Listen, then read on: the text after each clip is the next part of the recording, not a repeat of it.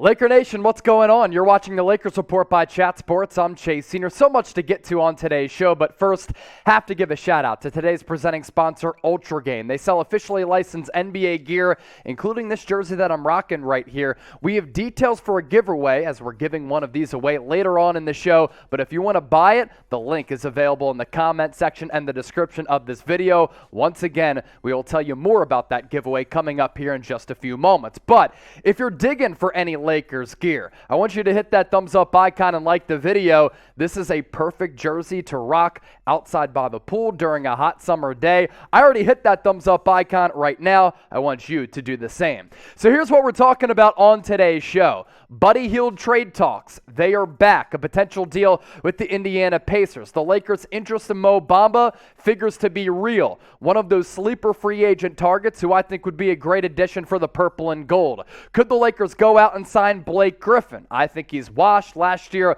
was not good for the Brooklyn Nets, but maybe a backup big in the front court in this roster. Or could the Lakers still go after Kyrie Irving? These Russ-Kyrie trade talks still ongoing. Brian Windhorst saying at some point down the road it could happen. We'll also break down and take a look at the Lakers Summer League roster with Summer League coming up over the next couple of days. But we start off with talking point number one, and that is Buddy Hield. Could the Lakers trade for one of the best three-point shooters and arsenal shooters from the outside in the NBA? Action Network's Matt Moore saying the Lakers have circled back to these Buddy Hield trade talks. And he was pretty good after he got traded from the Sacramento Kings to the Indiana Pacers, and really the uptick in production, it's the game started. He only started 6 games with Sacramento, started 26 with the Indiana Pacers coming down the stretch, and because of that, more opportunities to put the biscuit in the basket. I think he was able to find a rhythm. He looked more comfortable out there, and the confidence was there. Now, we talked about this at the time. Is that a difference between a bad culture and a better culture? Potentially, because imagine if you work somewhere where you're not happy with your respective bosses, you don't like ownership, you don't like your coworkers, you're not going to be able to maximize your talent and your abilities. But for Buddy Hield, you could have that same conversation because Sacramento is a dumpster fire. 18 points per game, 36% shooter from downtown. And Buddy Buckets has been getting it done for a really long time when it comes to knocking down the three ball. And he came into the league out of Oklahoma right when that three-point evolution really started to take hold across the NBA. Obviously, a couple of years before that with Steph Curry, but then all these other teams wanted to replicate what the Warriors were able to do and look for some of these knockdown three-point shoot artists who could also really not shy away from taking big shots from further out from beyond the arc, like that Steph Curry range, and Buddy Hield is one of those guys. You look at these three-point percentages, they've been pretty good over time, and don't get caught up with him being 82nd in the NBA in terms of field goal percentage from downtown last year. You have to factor in that 37%, nearly a very good number, and before that, 39, 42, and 43 with a lot of volume, 2 seasons there in the top 10. Do you think the Lakers, knowing that they have a need for some three-point shooters and floor spacers, should make a deal for Buddy Hield? I want to hear from all of you watching right now in the comment section. Give me a T for trade or a P for pass. One of the more slept-on free agent targets is Mo Bamba of the Orlando Magic. Slow to start his NBA career after having lofty expectations last year. He's really able to build upon his offensive game, improve in some areas. He's always been an elite athlete, a high flyer, but last year he was a pretty good three-point shooter as well for a big who can play small ball 5 or some traditional 4. A lot of teams are interested in Mo Bamba because they're looking at a player whose price tag might be pretty affordable, but you get a lot back for what you're paying him. Interested teams mentioned, according to a variety of reports, you're looking at the Toronto Raptors, New York Knicks, Los Angeles Lakers, Chicago Bulls, Houston Rockets, Miami Heat, Minnesota Timberwolves, and the big question, where will Mo Bamba sign? He is going to be a restricted free agent now, so the Magic have an opportunity to match any deals that he is offered in free agency, and by looking at the teams on your screen here, he could field a lot of offers. You look at the NBA right now. I don't really have a need for big guys who can't shoot the rock with the exception of a couple of players, and old school traditional bigs who can really just play offensively and defensively on the low block. I want athletic bigs who have positional and switching versatility, who can stretch the floor and knock down some three-pointers. So can you imagine Mo Bamba on this team playing the small ball five? I think Darvin Ham would kind of like the lineup versatility that he has at his disposal. You have a shooter in Austin Reeves. You know LeBron and AD are going to be your starters. Russell Westbrook opted in, on that $47 million player option, and I think that Mo Bamba can play a little bit of five. He can play some four. Anthony Davis can interchange with him between the four and the five, and already you have a versatile lineup, not just offensively, folks, but defensively as well. Now, I did tell you off the top that today's presenting sponsor is Ultra Game. They sell officially licensed NFL, NBA gear, and this jersey is absolutely awesome, and we're going to give one away. But for those of you who don't receive the giveaway, you can buy this for a very affordable price. The details for that in the comments section. As for the giveaway, I want you to reply to the pinned comment and list your favorite Los Angeles Laker of all time. You have a whole host of legendary players to choose from Kareem, Magic Johnson, Shaquille O'Neal, Kobe Bryant, and the list goes on. You also need to subscribe to the Lakers Report as well as Ultra Games. So the details all right there, and the details in the comment section and the description of this video. And here's a better look at this Los Angeles Lakers baseball jersey.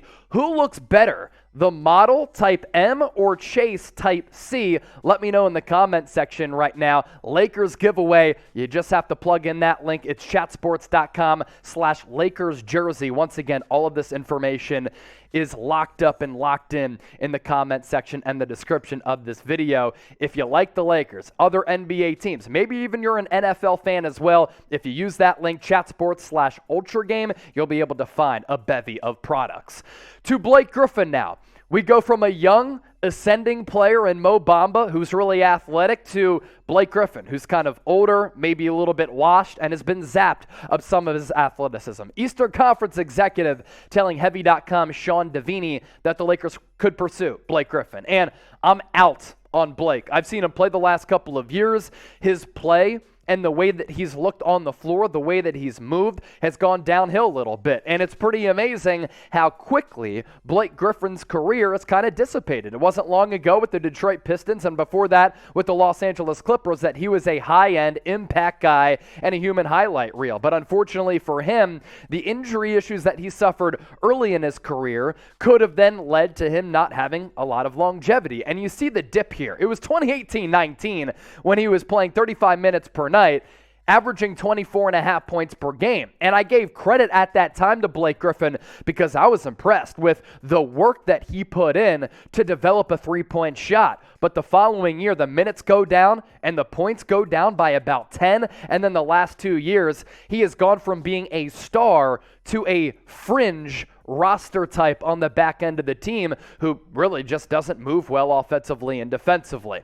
Coming up next on the show, Brian Windhorst. He is not letting it go with these Kyrie Irving to Lakers trade talks. He's saying down the road it could potentially happen. As for what exactly he said and a deal that could take place that would involve Kyrie Irving and Russell Westbrook, we'll get to that around the corner. But first, make sure you subscribe to the channel. Yesterday, I made good on my word, and I told you if we got to 47,000 subscribers, I would rock this Lakers jersey. The 48, by the way, commemorating and celebrating the Lakers' entry into the NBA. We've been hitting you with multiple videos per day with the best draft and free agency coverage. So hit that red subscribe button down below. Turn on those notifications because we're pushing out a bunch of content, and therefore when we do publish a video, you will get a push notification. Also the other day, we put out the option out there. If you wanted to send in a donation through the Super Thanks function, you could do so. My boy Dylan from Australia, g'day mate, sending in $3 in Australian currency. He asked this: do you think it's more likely that the Lakers sign Kyrie or sign another third star to help them win a championship, or do you think role players are more viable? Right now, I think role players, Dylan, are more viable and more realistic. I guess according to Brian Windhorst, he thinks there's a sliver of hope that the Lakers could deal Russell Westbrook for Kyrie, but the Nets would just be stupid to do it, and I think it would be blasphemous of a miss. Another third star, I'm not sure they afford that money without making a trade that could be a 3-team trade. Dylan, I got family in Australia. My pops grew up there, always showing love to the folks down under.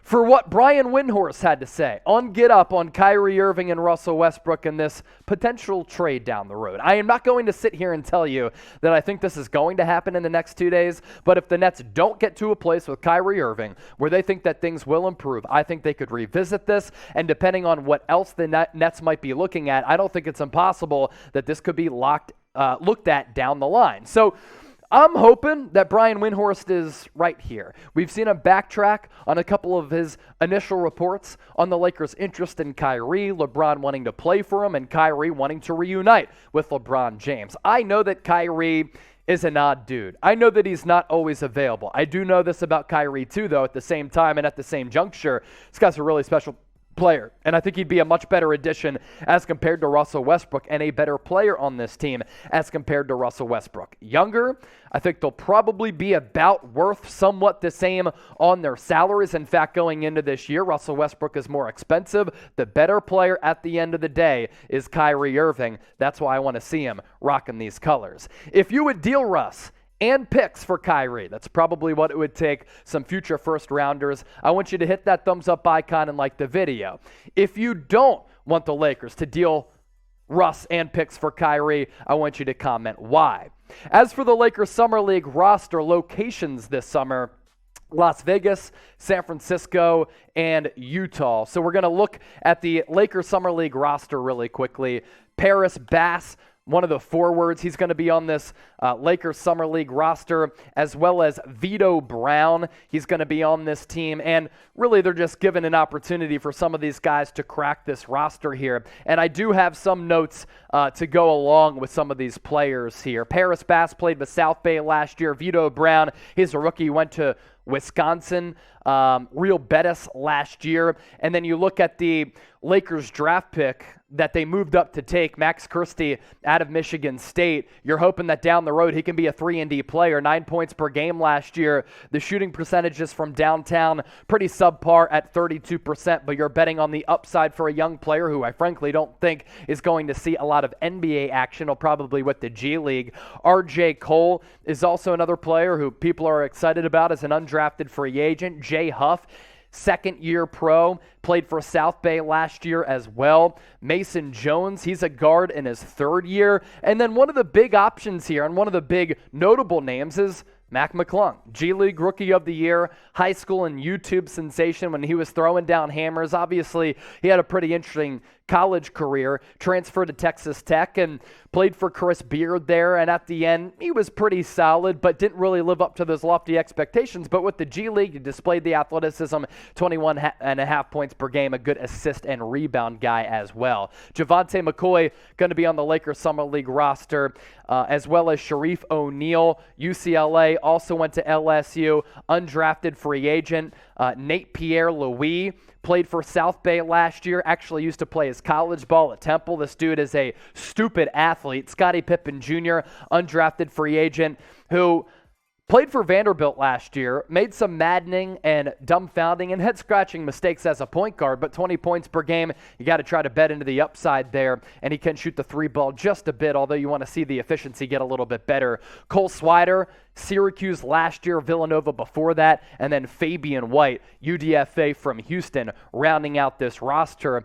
Those to be excited about, it's probably Swider. It's, of course, probably the draft selection to Max Christie, and I want to see what Mac McClung can do in his second consecutive Summer League stint with the Lakers. So with that, I ask you this before we wrap up today's show. Who are you most excited to see in the NBA Summer League? Give me a name down in the comments section, and once again, if you want this fresh gear, more fresh Lakers gear, giveaway, but if you don't win the giveaway, links and all of that available in the comment section and the description of this video.